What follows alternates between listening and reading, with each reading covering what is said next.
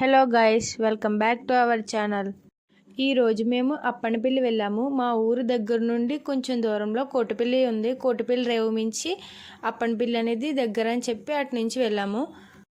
Actually నాకు మా మదర్కి వాటర్ అంటే చాలా భయం.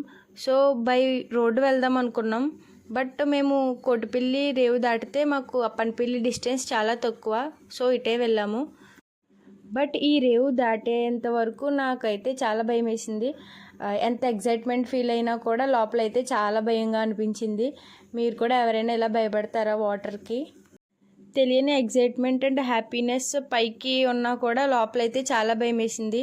ఈ పంటే అక్కడ నుండి ఒడ్డుకు చేరే వరకు నాకు చాలా అంటే చాలా భయం వేసింది. భయంలో నా బ్రెయిన్కి చాలానే నెగిటివ్ థాట్స్ వచ్చేసాయి. బట్ దేవుడికి మొక్కేసుకుని అలా పంట అయితే దాటేసాము. గుడికి వచ్చేసాం. దర్శనం కూడా చాలా బాగా జరిగింది. ఫస్ట్ మేము అయినవిల్లి వెళ్ళాము, వినాయకుడి దగ్గరికి. నెక్స్ట్ అప్పనపల్లి వెళ్ళాము. వెంకటేశ్వర స్వామి దర్శనం కూడా బాగా జరిగింది. రిటర్న్ వచ్చేటప్పుడు కూడా మేము పంట మీదే వచ్చాము. వాటర్ ఫ్లో అనేది కొంచెం పెరిగిపోయింది ఈవినింగ్ టైం వల్ల. చాలానే భయం వేసింది. ఈవినింగ్ కూడా సేఫ్గానే ఇంటికి రీచ్ అయిపోయాము. Thank you for watching.